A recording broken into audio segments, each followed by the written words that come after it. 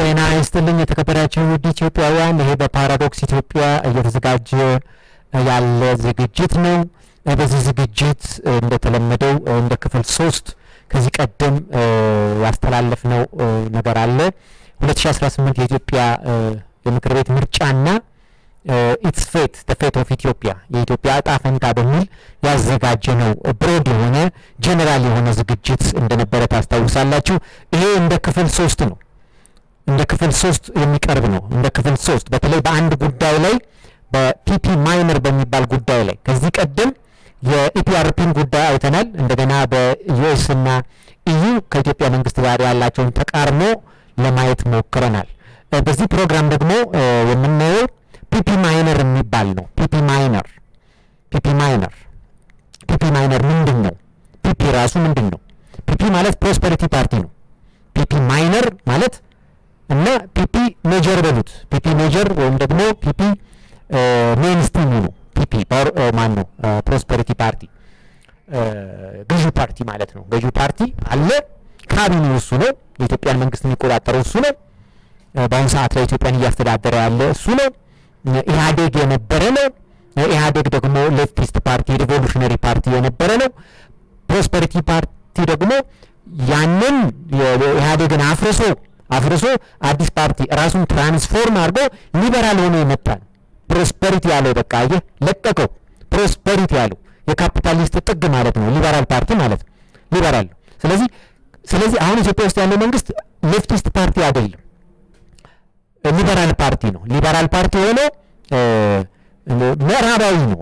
በሁሉ ባህሪው ምዕራባዊ ነው። ግን መሰረቱ ግን ሪቮሉሽነሪ ፓርቲው ነው። አባላቱ በሙሉ የፒፒ አባላት በሙሉ የኢህአዴግ አባላት የነበሩ ሰዎች ናቸው። ስሪታቸው ኢህአዴጋዊ ነው፣ ሪቮሉሽነሪ ነው የድሮዎቹ።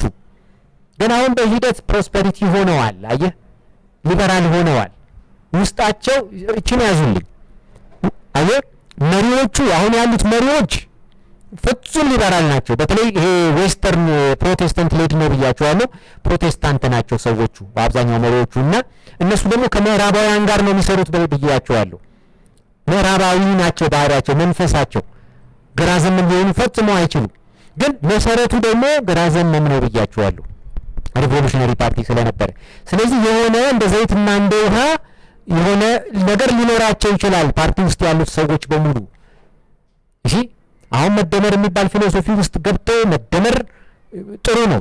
መደመር የሚባለው ነገር ራሱ ጥሩ ነው። ልትቃወመው የምትችለው ነገር አይደለም። ኢትዮጵያን ማሳደግ፣ ችግሮቻችንን መፍታት፣ ያለፉትን እሴቶች ጥሩን መውሰድ፣ መጥፎውን ኢሊሚኔት ማድረግ ምናምን የሚል ነው። ስለዚህ በመደመር ሂሳብ ነው ይህንን ሊበራል ፓርቲው ፕሮስፐሪቲ ፓርቲ እየሰራ ያለው። ይሄ ሎካል አስተሳሰብ ነው። ኢንዲጂኒየስ የሚባለው ማለት ነው።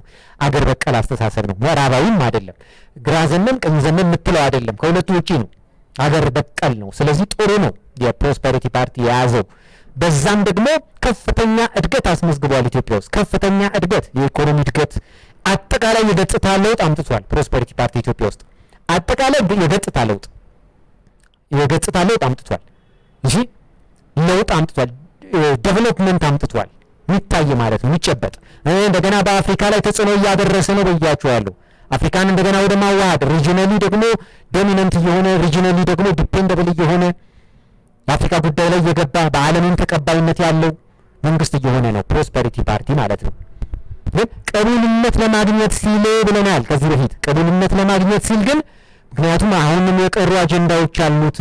ኢትዮጵያን እንደ ጃፓን ለማሳደግ እንደነ ተርኪ ኢትዮጵያ በታሪካዊ ፖዚሽኗን ልክ ባላት ተጽዕኖ ልክ ማድረግ በሚገባት ልክ ቦታ ልክ ለማስገባት ቀይ ባህር ማግኘት አለበት፣ ግድቦችን ይሰራል፣ ፈጣን እድገት ማምጣት አለበት ብለናል። ይህን ለማድረግ ነው ቅቡልነት ያስፈልገው። ስለዚህ ምርጫ ማድረግ አለበት ብለን ከዚህ በፊት ጠቅሰንላችኋል። ስለዚህ አይተናል፣ ተግዳሮቶቹን አይተናል፣ ሁለቱን ኤክስትሪሞች አይተናል። እንደ ገነትና እንደ ብለን የመሰልናቸውን ታስታውሳላችሁ። እንደ ገነትና እንደ ሲኦል ወይም ደግሞ እንደ ጃፓንና እንደ ሶሪያ ያለውን ታስታውሳላችሁ። ስለዚህ ተግዳሮቶቹን አይተናል። ተግዳሮቶቹ ከሀገር ውጭ ያሉ ከሀገር ውስጥ ያሉ ምርጫ ውስጥ ደግሞ ሲሳተፉ እንደገና ተግዳሮት ሆነው ቅቡልነት እንዳያገኝ አድርገው ይህን ነገር የሚያሰናክሉበት እንዳሉ ከዚህ በፊት አይተናል። አሁን የምናየው ደግሞ ፒፒ ማይነር የሚባለው ነው። ፒፒ ማይነር ምንድን ነው? እዚህ ፕሮስፐሪቲ እዚህ ጋር አለ፣ እዚህ ጋር ደግሞ እንዴት ተቃዋሚ ሆኖ መጣ ልትሉ ትችላላችሁ። ይሄ ሜጀር ነው፣ ወሳኝ ነው፣ ወሳኝ ነው። በኢትዮጵያ ፖለቲካ ላይ ወሳኝ ነው። ፒፒ ማይነር ወሳኝ ነው። ተቃዋሚ ነው ወይስ ደጋፊ ነው ስትሉ ደግሞ ተቃዋሚ ነው። መንፈሱ ተቃዋሚ ነው። ግን የት ነው ያለው ስትሉ ደግሞ ገዢ ፓርቲ ውስጥ ነው። ገዢ ካቢኔ ውስጥ ሊሆን ይችላል። ገዢ ፓርቲ ውስጥ አለ። ይሄ አሁን ይላችሁ ፕሮስፐሪቲ ፓርቲ ሲመሰረት አፈንግጠው የወጡ አሉ። ለውጡን ተግብረው ለውጡ ከመጣ በኋላ ህወሓትን አስወግደው ኢህአዴግን አፍርሰው ለውጥ ካመጡ በኋላ የመደመር ፖለቲካ ተጀምሮ ፕሮስፐሪቲ ፓርቲ ሲመሰረት አፈንግጠው የወጡ ኃይሎች አሉ። ሰዎች፣ ግለሰቦች ምናምኖች አሉ። በመሪ ደረጃ እነ ለማ መገርሳና ገዱ አንዳርጋቸው ከአማራዊ ለማ ደግሞ ከዛኛው ይህ አፈንግጠው ከአርቲስቶች ደግሞ እንደነ ቴዎድሮስ ካሳሁን አይነቶቹ ገና ነው ገና መስሎ ነበር ምናምን ብለው አፈንግጠው ወጡ አሉ። ለምን አፈንግጠው ወጡ ነው ጥያቄ ዋናው። ለምን አፈንግጠው ወጡ? ወጥተዋል፣ ቆይተዋል። ኦኬ። ስለዚህ እነሱ ደግሞ ሰፖርት እንደሚኖራቸው አትጠራጠሩ። ህዝቡ ውስጥ ፕሮስፐሪቲ ራሱ አባላት ውስጥ ማለት ነው። ስለዚህ ያልተደመሩ ናቸው ማለት ነው። እነዚህ ለውጡን አምጥተው ያልተደመሩ መደመር ውስጥ ያልገቡ ስለዚህ ቃወሙታል ማለት ነው። እዚህም ቢሆኑ ማለት ነው። እዚህም ቢሆኑ ከዛ በኋላ ደግሞ በእድገት አቅጣጫ አካሄዱ እንደገና ከዛ በኋላ መንግስት ሲሰራ በነበረበት ሁኔታ የመጡ ተቃርኖች አሉ፣ አንዳንድ ተግዳሮቶች አሉ። በእነዛ ተግዳሮቶች ምክንያትም ያፈነገጡ ብዙ ኃይሎች ሊኖሩ እንደሚችሉ ይጠበቃል። ስለዚህ እነዚህ የመንግስት ተቃዋሚ ናቸው፣ ግን መንግስት ውስጥ ናቸው። ይኸውላችሁ 2010 ላይ ለውጥ እንዴት መጣ፣ ህወሓት እንዴት ተወገደ የሚለውን ነገር በመጀመሪያ ማየት ያስፈልጋል። ህወሓትን እንዴት አስወገዱት? መንግስት ነበረ፣ ኢህአዴግ ነበር መንግስቱ፣ መንግስት ኢህአዴግ ነበር። ስለዚህ ሪፎርም ብለው ነው የመጡት። ከውጭ ተጽዕኖ ይደረግበት ነበረ፣ በተለያዩ ኃይሎች መንግስት ጫና ይደረግበት ነበር፣ ተቃውሞ ይካሄድበት ተቀጣጥሎበት ነበር። የእስላም አብዮት ሲካሄድበት ነበር ለአንድ ዓመት የዘለቀ ከ2007-8 ጀምሮ። ከዛ የኦሮሞ አብዮት ቀጠለ፣ ከዛ የአማራ አብዮት ቀጠለ። ከዛ በኋላ ግን የመጣው ምንድነው? ከውስጥ ያሉ ኤሌመንቶች ለውጥ ሪፎርም እናድርግ ብለው ተነሱ። ሪፎርም መደረግ አለበት ብለው ተነሱ። ከዛ የራሳቸውን ፓርቲ አስጨነቁት ማለት ነው። ኢህአዴግን ሪቮሉሽነሪ ፓርቲውን አስጨነቁት። ከዛ በኋላ አዲስ ምርጫ ይደረግ አሉና ህወሓትን አስቀሩት ማለት ነው። እንዳይመረጥ አደረጉት። ከዛ ማን ተመረጠ? ኦህዴድ ተመረጠ። ስለዚህ የአሁኑ ጠቅላይ ሚኒስትር የኦህዴድ መሪ ሆኖ ነው የመጣው። ከዛ በኋላ ህወሓት ከተወገደ በኋላ እሱም ጠርጥሮ ነበረ እንደሚመቱ ታውቋል። አፈንግጦ ወደ ክልሉ ጋር ሄደ። በኋላ ጦርነት ቀሰቀሰ፣ ተመታ። ያው እልቂት ጦርነቶች ተከናውነዋል። ለ2 ዓመት የዘለቀ ጦርነት ተካሂዷል። አያችሁት? ግን ለውጥ የመጣው ምንድነው? ከውስጥ ነው እንጂ ውስጡ ኢህአዴግ ውስጥ ያሉ አካላት ናቸው ሪፎርም ብለው የመጡት። ስር ነቀል ማን ነው ለውጥ ያስፈልገናል፣ መታደስ ተሐድሶ ያስፈልገናል ብለው የውስጥ ተሐድሶ፣ ጠንካራ ተሐድሶ ገለመሌ ብለው ስለዚህ ያንን ነገር በኢህአዴግ ላይ የሰራውን አይነት ስራ የሚሰሩ ናቸው ፒፒ ማይነር የሚባሉት። አያችሁ ያን ጊዜ ኢህአዴግ ላይ ይኸውላችሁ ኢህአዴግ በነበረበት ሰዓት ላይ መንግስት ኢህአዴግ በነበረበት ሰዓት ላይ እነዛ ተቃዋሚዎቹ የእነዚህን ሚና ሲጫወቱ የነበሩት ተቃዋሚ የነበሩት ኃይሎች ጫና ያደረጉበት ነበር። ሰልፍ ያደረጉ ነበር። እስላሞቹ ሰልፍ ያደረጉ ነበር። ኦሮሞቹ ሰልፍ ማአት። በውስጥ ደግሞ ምን ይደረጋል መሰላችሁ? መንግስት ውስጥ ሆነው ህዝብን የሚያማርሩ አካላት ነበሩ።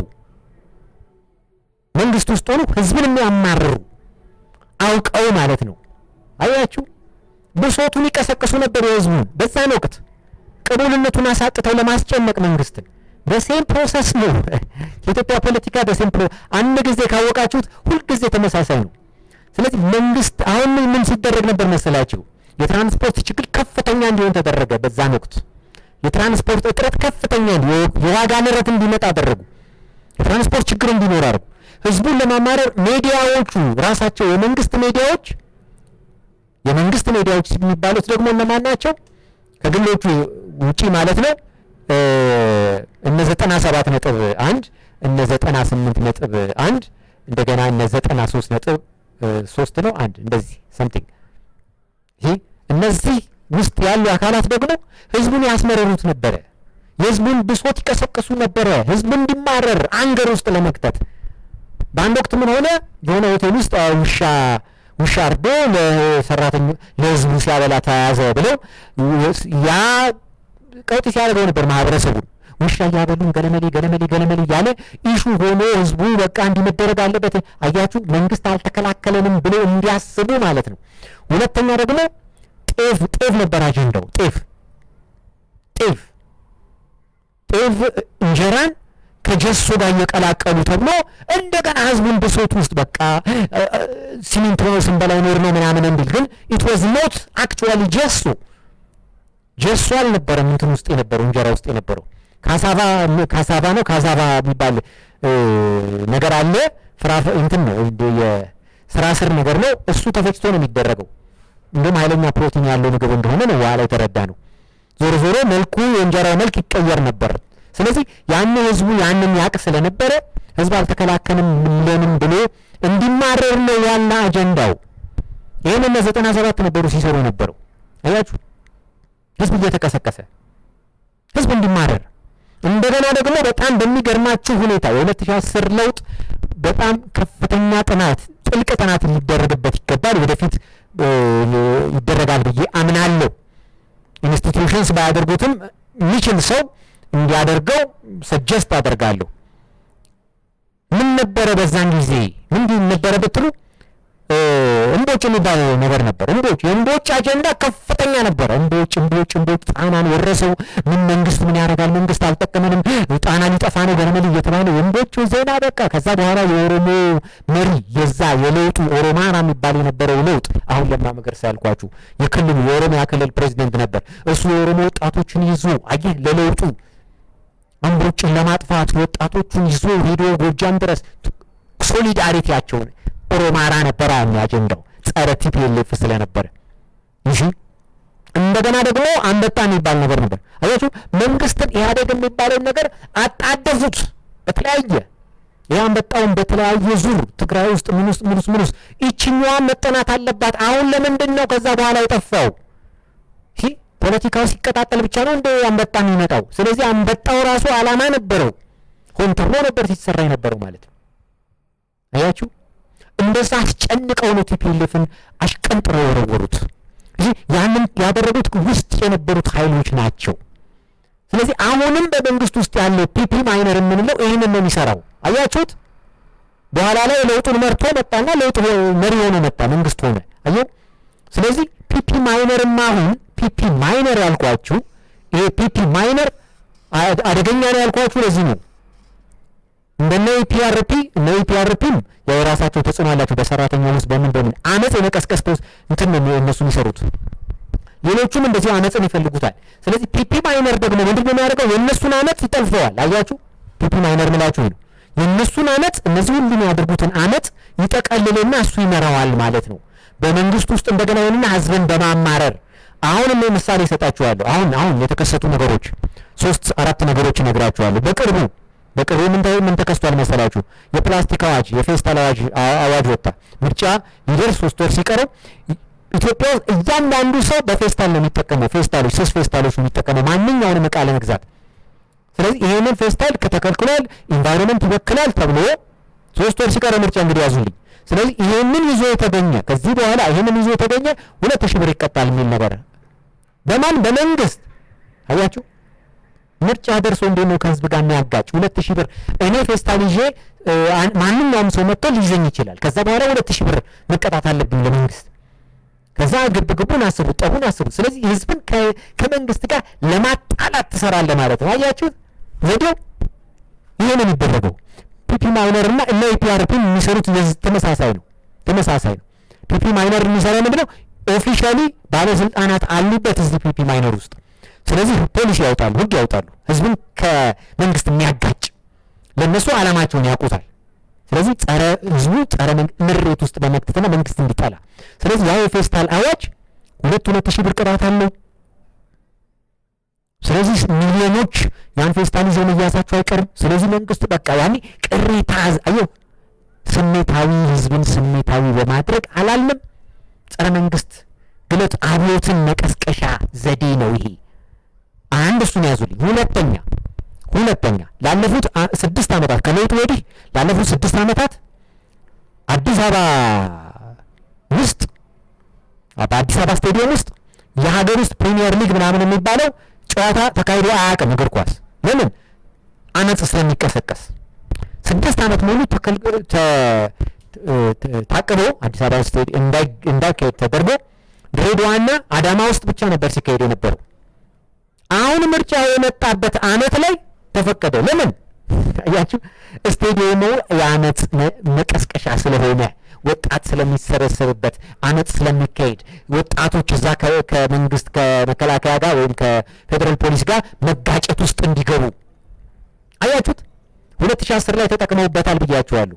አሁን 2018 ላይ ለመጠቀም ሲባል ይሄን ደግሞ ያደረገው ምንድነው? ራሱ መንግስት ውስጥ ያለ መስሪያ ቤት ስፖርትና ማነው ፌዴሬሽን፣ የስፖርት ፌዴሬሽን ነው። የስፖርት ፌዴሬሽን ይሁን እግር ኳስ ፌዴሬሽን የሚባለው አዲስ አበባ ውስጥ ጨዋታ እናካሄዳለናል። አየሁ 5-6 ዓመት ሙሉ የት ነበርክ? ድሬዳዋና አዳማ ሲካሄድ። አሁን ለምን ፈለከው?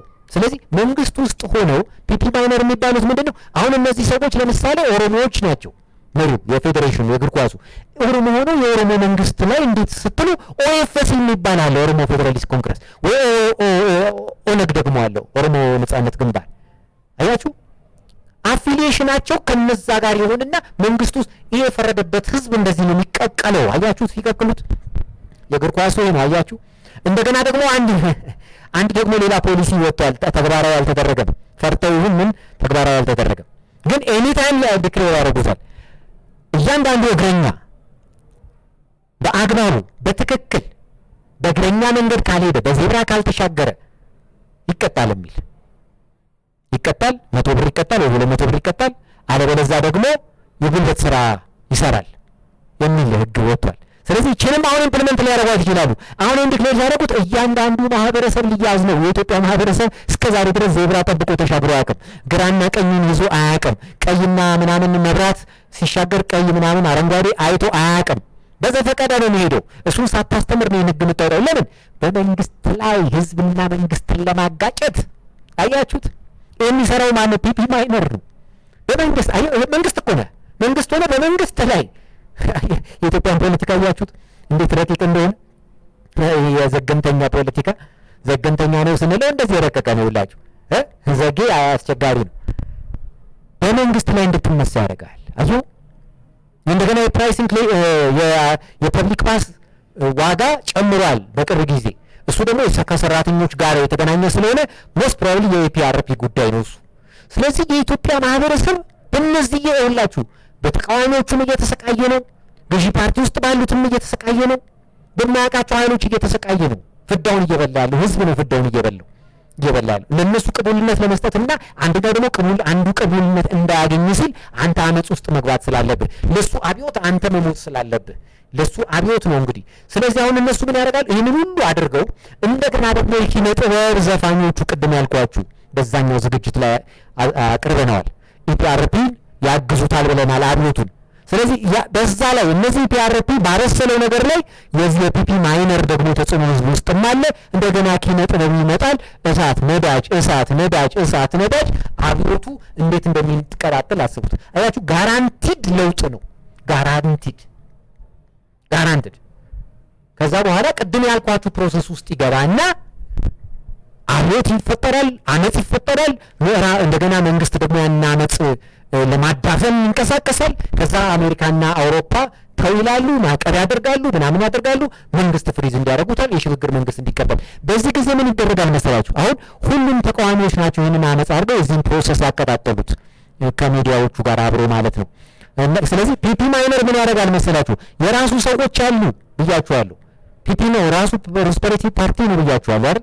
ስለዚህ እዚህ ውስጥ ያሉት ሰዎች የራሳቸው ወኪሎች ለማናገዱ በፊት ያፈነገጡት ስላሉ እነሱ ከምዕራባውያን ጋር ተደራድረው ተነጋግረው የውስጥ ለውጥ ያመጡና ካቢኔውን ያፈርሱና እነሱ ጊዜያዊ መንግስቱን እየመሩ ይመጣሉ። ስለዚህ የነበረው የፓርቲ አባላቱ እንዳሉ ኢህአዴጉ እንደነበረ ብልጽግና እንደሆነ አሁን ደግሞ ሌላ ስም ተሰጥቶት የሽግግር መንግስት ይመሰርትና እነዚህንም ለማቀፍ ይሞክራል። ዘሴንቲንግ ምንም ለውጥ ያልተደረገበት የጠቅላይ ሚኒስትሩን ራዕይ ብቻ ይሄንን ዜሮ አድርጎ አያችሁ። ኢትዮጵያ ከሳሪ ነች፣ በእነዚህ ፖለቲከኞች ከሳሪ ነች። አሁን ያለው መንግስት ቀይ ባህር ላምጣ አለ፣ ግድብ ልስራ አለ፣ ፈጣን እድገት ላምጣ አለ። ማነው ኒውክሌር ኤነርጂ ለኤሌክትሪክ ፐርፐዝ ዋቴቨር ነገር ለኤነርጂ ፐርፐዝ እሰራለሁ አለ። ማዳበሪያ በቃ ይስራ። ምን አናደደ? ምን አቃጠለ? ይህን እንዳያደርግ ነው ሁሉ ነገር እየተደረገ ያለው። የማንን ስራ? የግብፅና የኤርትራን ስራ። ቀይ ባህር ካለ ከኤርትራ ጋር መጋጨት ነው።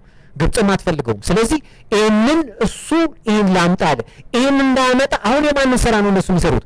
የአማራ ተቃዋሚዎቹ በሙሉ ፒፒ ማይነርን ጨምሮ ለኢትዮጵያ ጠላቶች ነው እየሰሩ ያሉት ማለት ነው።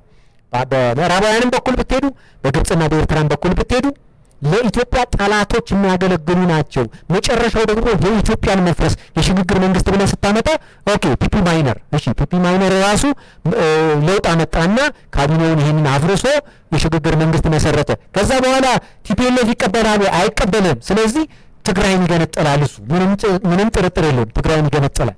አማራ ኦኤልኤ ዋቴቨር ነገር አማራ ሊበሬሽን አርሚ ዋቴቨር ነገር ያልኳችሁ አማራን ሄዶ ጎንደርና ጎጃምን ይገነጠላል። ኦሮሞም እንደዛው፣ ከዛ ሶማሌም እንደዛው አለቀ። ስለዚህ ይቀራል ማለት ነው። ይሄ ነው የሚቀረው። አየሁ እዚህ ጉዳይ ላይ ነው የምታወራው ማለት ነው። ይሄ ጉዳይ ምናልባት ደግሞ ምናልባት እነ ጋምቤላ እነ ምናምን እነ ቤንሻንጉል የነ ግብጽ ተጽዕኖ፣ ምክንያቱም ማዕከላዊ መንግስቱና መከላከያው የኢትዮጵያ መንግስት ይላችሁ የኢትዮጵያ መንግስት በተንገዳገደ ጊዜ ህገ መንግስት ነው የሚጣሰው። ህገ መንግስት እነዚህ አውቶሎድ ይሆናሉ። ገባ? ራሳቸውን ፍሬ ያደርጋሉ። ይሄ በሚፈጠር ጊዜና የሽግግር መንግስት ምናምን ብለህ መረጋጋት እንትን ካደረግከው መከላከያው ይዳከማል። መከላከያው ሲዳከም አየህ የውጭ ኃይሎችም የሚፈልጉትን ነገር የሚያስፈጽሙት ያን ጊዜ ነው።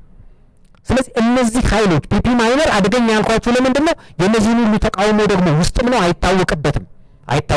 መንግስት እንዲጠላ የሚያደርገው እሱ ነው። መንግስት እንዲጠላ ያደርጋል። እንደገና ነዳጅ ያርከፈክፋል፣ እሳት ይፈጥራል። አየው እየሳቀ እሱ መንግስት ውስጥ ሆኖ እየሳቀ በአንተ እየቀለደ እንደገና መንግስትና እሱ ራሱ ይመጣል። ስለዚህ እነዚሁ የኢህአዴግ አባላት የነበሩ ሰዎች ብልጽግና ሆነው እንደቆዩት አሁን ደግሞ በእነሱ ጊዜ በፒፒ ማይነር ስልጣን ሲይዝ ደግሞ ስቲል ዘ ሴም ፒፕል የመንግስትን አስተዳደር እየመሩ ኢትዮጵያ ግን አላማዋን ሳታሳካ እንደም ፈራርሳት። ያ ማለት ምንድነው? እነዚህ አካላት ይኖራሉ፣ ኢትዮጵያ ግን አላማዋንም አታሳካም፣ ህዝቡን ይጎዳል፣ እንደገና ደካማ ትሆናለች። እነሱ ግን ይቀጥላሉ ለዝንተ ዓለም ማለት ነው። የፈረሰች ሀገር እየመሩም ይቀጥላሉ። የፈረሰች ሀገር ደሃ ሀገር ዋቴቨር ግን እነሱ መሪ ይሆናሉ። ዋቴቨር በዝብዘዋል፣ ዘርፈዋል፣ ሀብት አላቸው። ስለዚህ እነሱ ምንም አይሆንም፣ ህዝብ ነው የሚሰቃየው ማለት ነው። ስለዚህ የተቃዋሚዎቹ መጨረሻ የኢትዮጵያ ህዝብ አንደርስታንድ እንድታደርገው ነው ይህን ሁሉ እናብራራለን።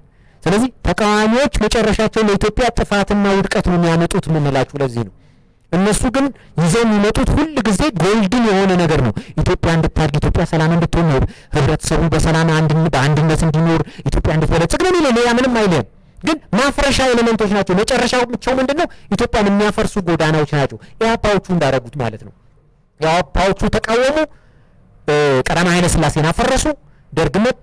ደርግ ደግሞ እንደገና እሱን ተቃወሙ፣ ኤርትራ ተገነጠለ፣ ምናምን ተገነጠለ፣ ኢትዮጵያ ድሃ ሆነች። አያችሁ።